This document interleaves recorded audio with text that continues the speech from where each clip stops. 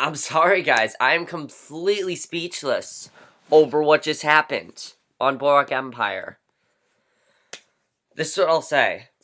After this episode, if I had to make a list of the best shows on TV, Boardwalk Empire would definitely be on that list. Hey guys, it's Kevin again, and this is going to be my review for the jaw-dropping, and I am not kidding, jaw-dropping episode of Boardwalk Empire. Season 5, Episode 6, Devil You Know. When I say this episode is jaw-dropping, I mean it. I am not sugarcoating anything here. This episode was amazing. Fucking masterpiece. I love this episode. And the thing with this episode is the fact that they had the balls to kill off two characters, and not just two characters, two major characters in one episode, is just huge. Devil You Know is the perfect title for this episode. I loved everything about this episode. Thought everything was absolutely amazing. I had no problems with this episode. And the thing with this episode is, the director of this episode, or the writer or something like that, the creator of Boardwalk Empire, said that this episode takes place at 1 o'clock in the morning. There's not a whole lot going on till, you know, basically the death. That's what ends up happening, is that there's not a whole lot going on in this episode, which I will get to, but basically most of this episode is very dialogue driven, but it was still very intense. I really enjoyed it. By far best episode of the season, and Boardwalk Empire just got like 10 times better than it already was. Like, I was into the show, but now I'm like extremely into the show because of this twist that has happened. Like this whole big thing now is just amazing, and I'm so looking forward to the last 2 episodes. It's going to be amazing. And next week's episode looks great too, so let's just get to this episode. So we opened up where we left off last week, and I love the cliffhanger last week. You know, CHALKY went into, you know, Narcisse's whorehouse, basically. He found that 7-year-old girl there, and daughter came out, and, you know, they were just, like, staring at each other. And that girl, about 7 years old, is lying on the couch in the Harlem whorehouse of Dr. Narcisse. Now, I thought she was going to tell CHALKY that was his, you know, daughter. I thought that's what she was going to say, because if you remember, her and CHALKY did have an affair last season behind his wife's back. So I was personally wondering if she was going to keep that from him. You know, if she kept that from him for a specific reason. I thought that's what was going to happen here. However, it turns out that basically CHALKY has, after that long look, what she's doing there, and she says she's waiting for business. So I was kind of thinking, does this mean she's like a prostitute or something? So, you know, she says you have to go now, but she does say that the little girl is not Narcisse's. And then he says whose, and I thought she was going to say it's his, but she says nope, it's just hers. So daughter, I think, is working as a prostitute at this point, and I love the scene. I thought the scene was very well done. So then there's a knock at the door, and one of Narcisse's men asks why the door is locked and says the doctor is coming. And daughter says she's changing clothes, and the bodyguard tells her to unlock the door when she's done.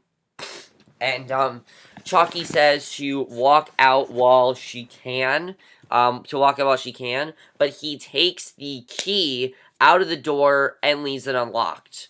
So basically then says, let's both see him. And basically then we cut to the old rumpus Joe Harper. Joe Harper is this new kid who is sent, and by the way, perfect way to start the episode. So intense. I was already so into him. Like, okay, this episode is going to be amazing, because I could already tell, alright, this episode is probably going to have like a huge showdown between CHALKY and Narcisse. Because, think about it. CHALKY obviously is getting revenge on Narcisse. Obviously, that's been probably his mission his whole season. Even though he's been in jail, that was still his mission, was to get revenge on Narcisse. So we meet this kid, Joe Harper. He is this kid sent by Mickey to bring Nucky and Archie, the bodyguard, some sandwiches. But a few episodes back, if you remember, he told Margaret his name was Archie. So Harper gets upset, you know, Joe gets upset, and Archie's asleep in a chair. He wakes up and opens up his switchblade on reflex, then realizes it's just Joe, and knocks on Nucky's door. But there's no answer.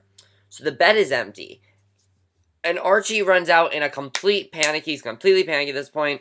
And the question is, where'd he go? So We then go to flashbacks. Now, this episode, you know, the last few episodes have been filled with flashbacks. This episode, not so much, really. This episode was not really filled with flashbacks as much. This episode had flashbacks, but not as many as the first 5 episodes have. So we cut to another bit of Nucky's from years ago in a flashback to 1897. And the young deputy sheriff rises in the middle of the night to find his young pregnant wife, Mabel, granddaughter of the director Ella Kaysen, and also starring in the Nick, not the Nick the TV show, like a movie, The Nick. And in the kitchen making a strawberry pie, he asks her why she can't leave it till morning, and the strawberries are starting to turn. He tells her about meeting. Excuse me. He tells her about her meeting he was late at until late with speech after speech, then complains about having to appoint Jim Neary an alderman. He doesn't like how Neary calls him Nucky, which is humiliating. Mabel teases him about the nickname. He says the Commodore never even calls him by that name. She says he will get his recognition. And he says it doesn't matter. He says, I have you. I'm going to be a father. I'll make my way. I know what I'm doing for. So, then after this flashback, we don't really see a lot of flashbacks for the rest of the episode, which I thought was very well done. So, then we basically cut to Nucky in 1931 at this bar. He is basically in the worst bar in Atlantic City. And, you know, he could be in any bar, but he chooses to be at this terrible bar. It literally is a terrible, terrible bar. Because maybe I think he's sort of punishing himself for what happened to Sandy, what happened, that's Homeland. What happened to Sally, if you guys haven't seen it, by the way, check out my Homeland review, just saying, if you guys haven't seen it, because I think it's a good review, but I think he's blaming himself for what ended up happening to Sally, because he wished he could have prevented it. So, he lights a cigar for briefly, for this girl in the red dress, and he tells her his name is Frances X. Bushman. Now, that is another inside joke, because that was actually a silent film matinee idol known for his sculpted body. So this girl is extremely dumb. Well, it seems like she's dumb, at least. She doesn't get the reference, and she pegs Nucky as an unhappily married, sexually frustrated businessman. And he says, I still floor polish. So, yeah, so I thought that was interesting. So, meanwhile, Van Alden and Eli are making their way down the hall to Al Capone's office, where they have to somehow steal the ledgers for D'Angelo and the feds. And basically, Eli says, if we run now, how's D'Angelo going to know? And Van says, run where with what? So outside the door, they discuss how they're going to manage to snatch the ledgers out of the safe using the satchel they're carrying. And Van says this has not been thought through. And one of Capone's boys opens the door, sees him standing out there, offers to take his satchel of cash, and they insist on bringing it to the count room themselves. But the guy says he doesn't have the key lock to the key to the locked room. So Eli waltzes in and says he'll try the doorknob if it's open. And the question is it's open, right? So, but Capone's brother Ralph is having sex in there. So Eli quickly closes the door. So then agitated Ralph emerges and asks them what they're doing, and he takes a satchel, opens it, turns it over, cut up newspaper flutters out, and it says, go find Mike D'Angelo. So, you can already tell it's a really intense scene at this point, really, really intense, but we then see, back at Narcisse's place, daughter has put her sleeping child's head and pleads with CHALKY to let her take the girl out of there before Narcisse shows up and the showdown begins. Because you can tell that there is going to be a showdown and something's going to happen here. So definitely there's going to be some kind of showdown. You can just tell. So, CHALKY says, can you off book again? She says, I knew I had to leave or never be free. And he asks you, you're free now? And basically, CHALKY tells her that the only thing that would get him to sleep these past 7 years was hearing. I thought this scene was so well done. I thought this was amazing because, really, if you think about it, it really sums up CHALKY's character. CHALKY tells her the only thing that would get him to sleep these past 7 years was hearing her voice in his head. But after a while, he didn't remember what she sounded like. And he said, he just made her up. So the little girl ends up waking up, and CHALKY goes over to chat with her. She was born, and we find out she was born in Oklahoma, but has been all over. Her mother doesn't sing, but works for a white man in Memphis, cleaning his house. And suddenly, Narcisse is at the door, demanding that daughter unlock it. It's so intense at this point, just, like, extremely intense. And he says it's a long way to travel for foolish games. And CHALKY gives her the go-ahead. Daughter gets her daughter to move to the back of the room with her doll. And Narcisse walks in and he's greeted by CHALKY and his gun. But he coolly calls off his bodyguards and closes the door. So Narcisse walks over to the girl, and it's his turn to chat with her. And we find some more information about the girl here. She tells him her name is Althea. Not Althea from Sons of Anarchy, different Althea. And he explains that means healing in ancient Greek, and he asks if she knows CHALKY. And CHALKY says they're not a part of this. But Narcisse says, well, I suppose we'll have our affairs to discuss. And he creepily takes her hand. So then we finally go to another flashback. We have not gotten a lot of flashbacks in a while, so we finally get to another one. And Nucky walks into a cigar shop on the boardwalk, and the owner tells him of a dirty little monkey who's been stealing from other businesses in the area. And Nucky watches this young girl walk into the commodore's porch, and the commodore brings her inside while the mother stands outside, nervously wringing her hands. And the question is, who is this girl? Is this, Gillian as a girl that's female by the Commodore, but her hair is brown, not red? And, it definitely was very interesting because I was kind of thinking the Commodore is like a pedophile this way. I'm like, this is really creepy. So, the cigar shop owner makes his payoff to Nucky and wants to know what he's getting in return. So then we're back to the dive bar with Nucky in the present. And now there are 3 of them, joined by the barfly's female friend. The 2 women are laughing while Nucky tries to recite the Song of Hiawatha, which is this very big poem, and he had to memorize, he had to memorize as a boy, and he loses his train of thought and takes a drink, and he says, worst booze in New Jersey, one of the women says.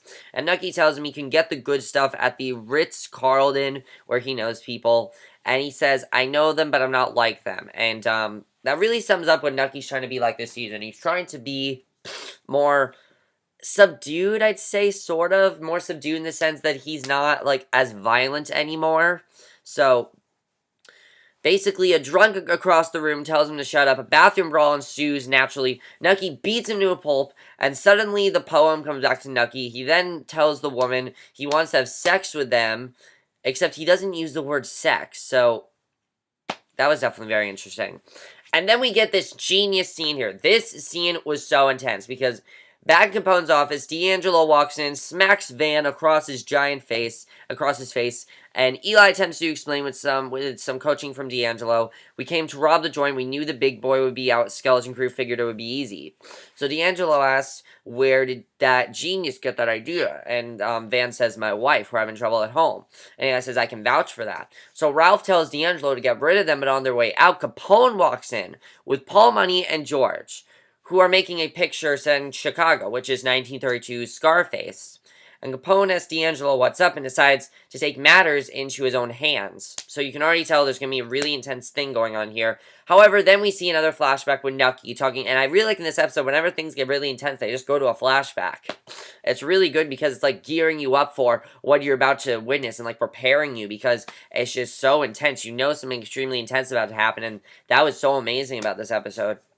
So Nucky talks to a young Eli who is asking him to get him a city job, and Nucky spots the dirty little monkey the kid's been ripping off everyone, selling Luzies on the boardwalk. He chases him under the boardwalk, but loses him, and buried in a box in the sand is the kid's stash, with a blackjack gun, cigarettes, apples, and toys. So then we're back to the whole Capone thing. Capone is running his hands through the newspaper from the South, and he says, this really hurts my feelings. And he reminds Eli that he took him in when he was down, and says to Van, I thought that we were buddies. And he kind of feels they're up to something more than just plain robbery, though. And Capone pulls out a gun, tells Van he thinks he's a Fed, puts the gun to his head, and D'Angelo says, Al, you got your guess. And Capone says, turn up the radio, and Van knocks the gun away, and basically here he thinks in his head, I'm gonna kill Capone. I'm gonna finally do what everyone's afraid of doing. And I thought this was really awesome because just in his head, he finally thinks, look, I have an opportunity to do it. He's gonna try to do it. He climbs on top of him, really looses it. He says, I'm a sworn agent of the United States Treasury. He says, I swear by Jesus, our Lord Justice will rain down upon you. And it seems for a moment that his crazy Fed routine may just be the only thing to get them out of this mess. It seems like he's gonna kill him. However, D'Angelo picks up a gun and shoots Van. So Van is dead. And I don't know if Capone wanted Van dead, but wow, that scene was just, oh my god, that was amazing. I love that scene. I thought it was definitely probably the best scene of the season so far. I personally just love that scene. It was so intense to watch. It was so hard to watch, but it was just such a genius scene. I loved it. And the thing is, guys, though, that's not the only death in this episode. We will get to the other death, which is even bigger than this one. You know, we will get to it. But basically, he tells Eli, Capone is now covered in Van's blood, and for a change, he is pretty shaken up. He says he was going to kill me, and he's thinking about Van's nearly decade-long ruse, and he says all this time, he says unbelieving, and he tells Eli to spill it. So Eli says they were told by a Fed to grab the ledger books, and when Capone asks for a name, Eli waits a beat, and D'Angelo looks tense. The question is, will he shoot Eli in the head too? Because I kind of feel like Eli is going to die. I really feel Eli is going to die, maybe in the next episode. I don't know. And in a rare moment of reflection, we see Capone say to Ralphie, I really like that he says, we were barbers, we'd be asleep now. Because again, this whole season are all the gangsters kind of like remorsing over them being gangsters. And I like seeing Capone do that because Capone's usually very into this, and he wasn't as into it in this episode, which I really like, definitely. So Capone then tells D'Angelo to take Eli off and take Eli out and finish him off. And he says, what did we tell his brother? And Capone says Luciano's taking care of him. So D'Angelo takes Eli out past the Ralph and money. And Ralph hands him the ledger books in a satchel and tells him to run them over to Zirico when he's done with Eli to be safe. So after getting off the elevator, Eli asks D'Angelo what happens to him now. And D'Angelo says that he doesn't care. He throws a rolled up bill at him and tells him to buy a bus ticket. So then we cut back to Nucky, and he's about to have sex with one of the women, but the other one smashes him across the face with a heavy object, knocks him out, and the top gangster in Atlantic City has been gangstered by a couple of swindlers, and I thought that was kind of funny, because, like, we're talking about, like, the #1 gangster here. Nucky couldn't have just, like, I know he wouldn't hit a girl, but, like, seriously, how could he not tell?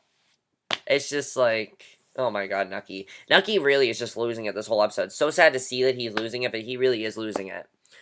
So the bodyguards gather outside the door, and Chucky asks why daughter has come to Narcisse's place. And she opens up the suitcase and pulls out a record.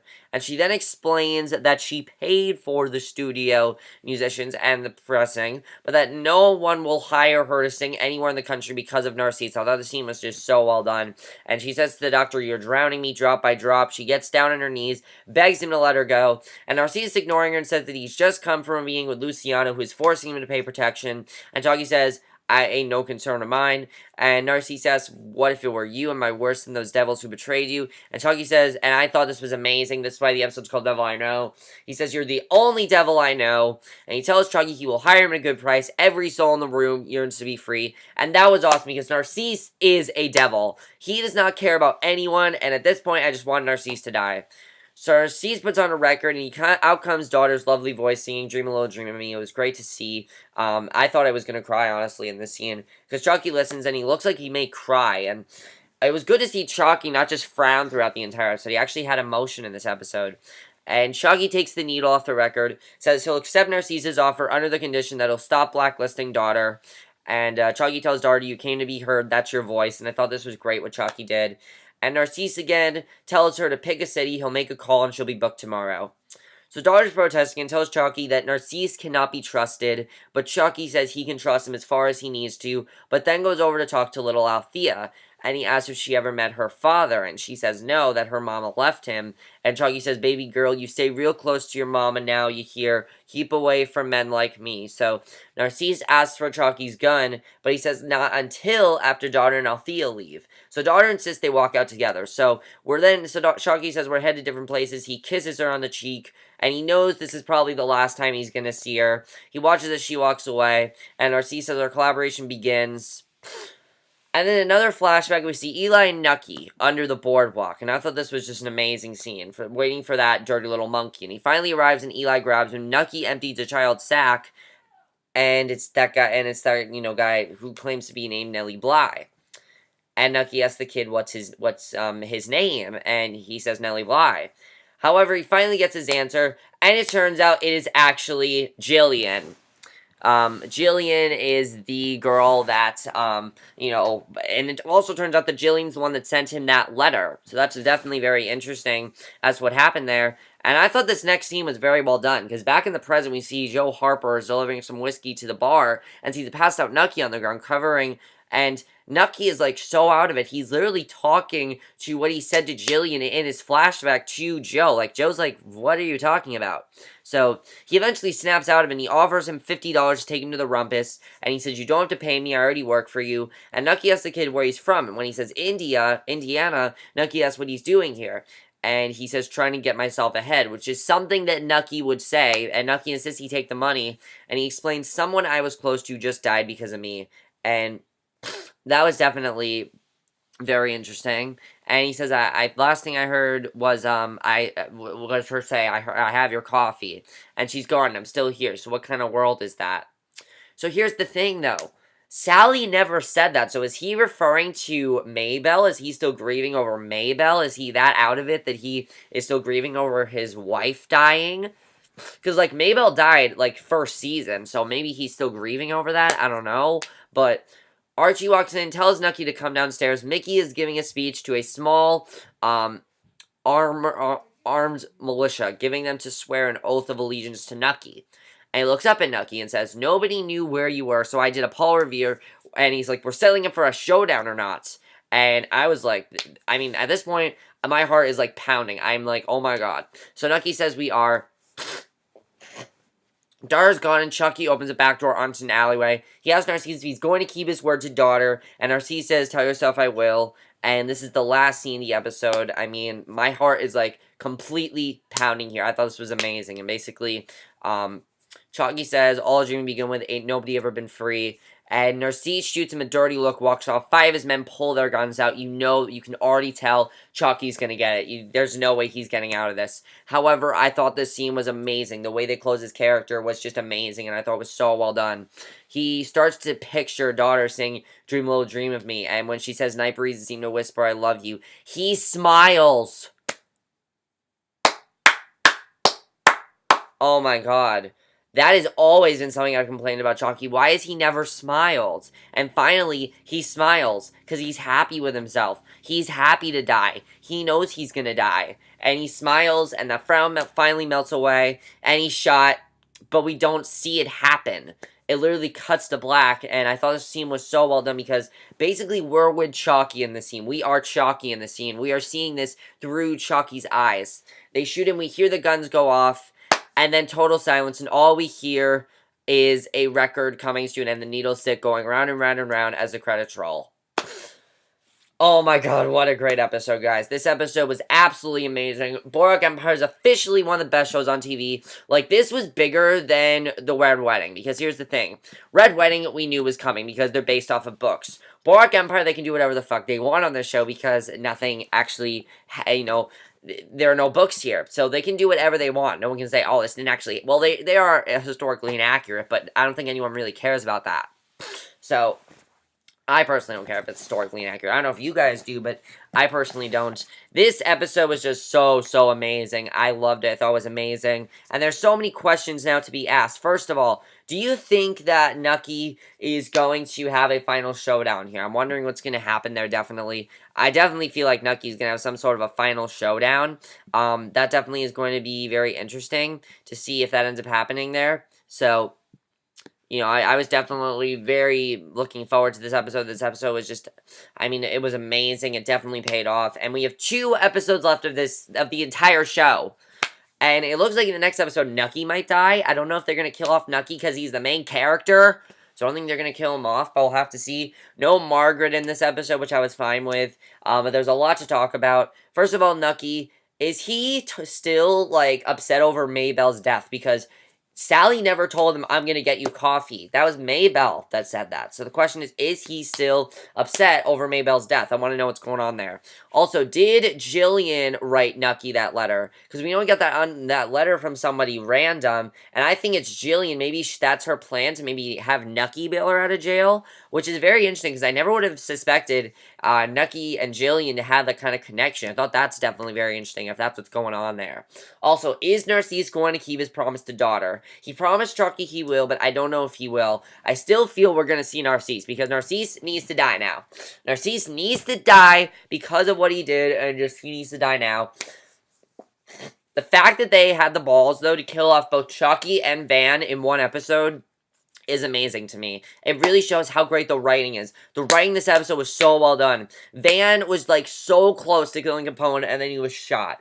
And, I mean, it's awesome because I feel like someone is going to kill Capone. I feel like maybe Eli will maybe kill Capone. I don't know. I feel Capone probably is going to get himself out of this because Capone is just unstoppable at this point. He really is. If he can kill Van, he can kill Eli, he can kill D'Angelo, he can kill anyone who's working for him. He can even kill Nucky. Like, he could kill anyone who's working for him pretty much because Capone doesn't give a shit. He is just that powerful of a gangster. You know, Capone is the most powerful gangster of the 1930s. When we think of the most powerful gangster, we think of Capone. That's just how he is. So, there, of course, there's also the question of, so yeah, that's definitely a big question there as well. I'm looking forward to seeing what's going to happen there. So, I'm trying to figure out if there's anything else I want to ask. I'm trying to think of that. Basically, when, we also have that Nellie Bly reference, which I thought was interesting. Also, Eli's son, Willie, are we done with his narrative now? Because I really feel like we're done here because we haven't seen Willie since episode 2. And I really thought of something. Where is Willie? I think we're done with him because he's now on the good side. And we're only focusing on, like, the gangsters. That's what we're focusing on here, the bootleggers. So, also, do you think Capone might want to get out of the gangster business? He, for once, actually mentioned it. And I feel like Capone does because he saw Van die. I think that's why. Maybe he's thinking, Van died, things just got really intense, and just, I think that's what he wants to do. But that's basically it for my review. Hope you guys enjoyed it. Such an amazing, amazing, amazing episode. I loved everything about this episode. Thought it was so, so amazing. I loved it. Such an intense episode. So, so good. The deaths were handled so well. Everything was handled amazingly in this episode. And Nucky is gonna have, like, a huge showdown next week. Apparently, he's gonna, like, start a war. Not like a world war, but, like, he's gonna start his own war, which is gonna be awesome next week. It looks like Nucky might be, like, gunned down, but I don't think Nucky's gonna die next week. I think something's gonna happen to another character. I think another major character is gonna die, and I think these are only the first 2 deaths that we've seen, because I definitely feel like there are many more people that are gonna die. Let me know what you guys saw this amazing, amazing episode. Literally, this was an amazing, mind-blowing episode. And I will see you guys in my next video, which will be my review for the, either the series premiere of The Affair, if I get to watch it today, which I think I will, or for tonight's episode of the original. So I'll see you guys for that. Okay, bye.